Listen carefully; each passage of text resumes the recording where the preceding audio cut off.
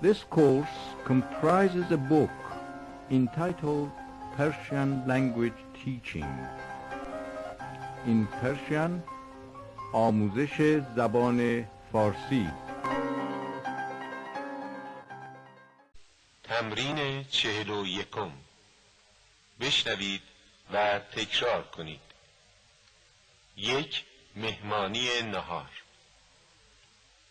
آقای ایرج کیانی همکار آقای هادی عامری است.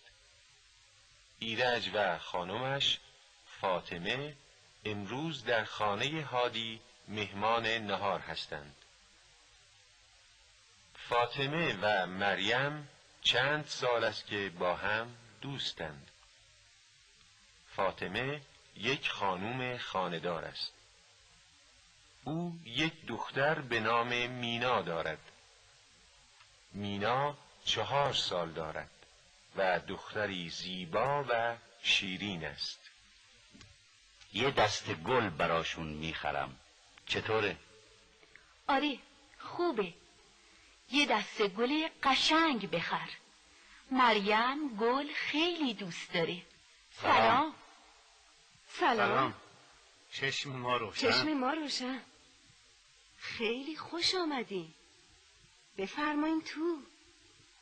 وای چرا زحمت کشیدین. شما خودتون گل هستین. خواهش میکنم. قابل شما رو نداره. خب حالتون چطوره؟ خیلی وقت شما رو ندیدیم. خوبین؟ بد نیستیم، خدا رو شکر. شما چطورین؟ ما هم خوبیم. ماشاءالله مینا جون چه دختر بزرگی شده. چه نازه ماشاءالله. خب هادی جان چه خبر؟ سلامتی. خبر تازه‌ای ندارم. شما چه خبر؟ دیروز صبح جواد رو دیدم. جواد که یادت هست؟ اوه آره، خیلی وقت ندیدمش. منم خیلی وقت بود ندیده بودمش. طفلک خیلی گرفتاره.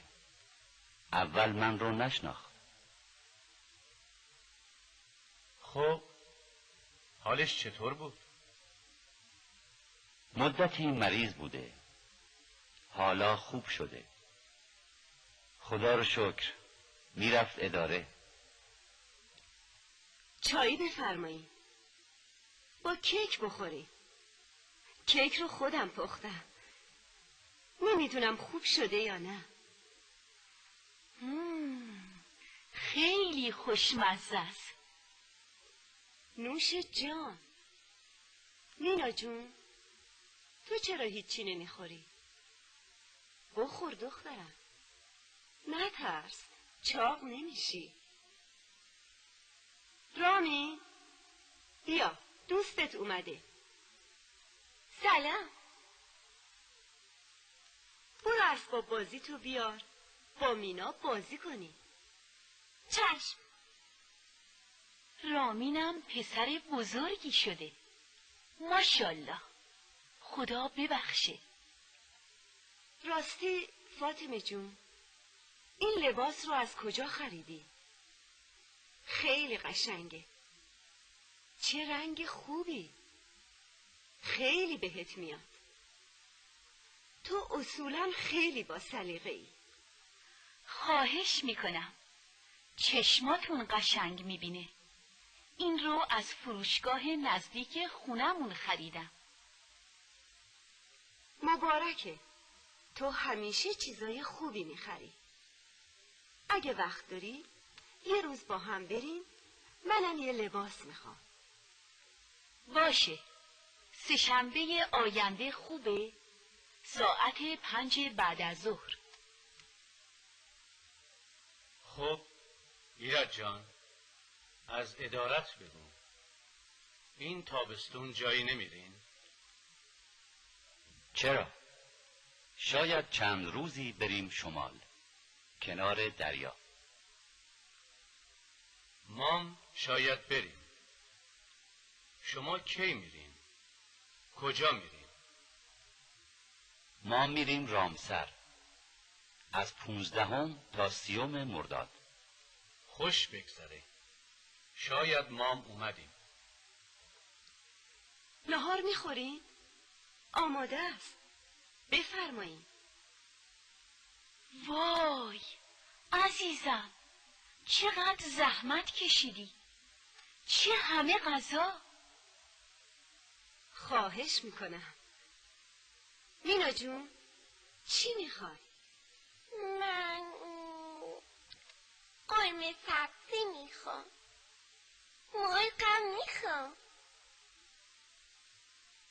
بیا دختر خوبم، بخور. نوش جونت. رامی تو چی میخوای؟ من فقط مرغ میخوام با پلو. چه خوشمزه است. دست شما درد نکنه. نوش جانتون. مریم خانم خیلی زحمت کشیدیم. خسته نباشیم. واقعا متشکرم. نوش جان. خب بعد از غذا چای میخورین یا بستنی؟ من بستنی میخوام. منم بستنی. آقای کیانی شما چی؟ فاطمه جون تو چی؟ ما چایی میخوریم. بابا تلویزیون یه فیلم خوب داره. آره، با هم میبینیم. خب مریم جون خیلی خوش گذشت. متشکرم. حالا بگو کی میاین خونه ما؟ منزل خودتونه. حالا نمیدونم.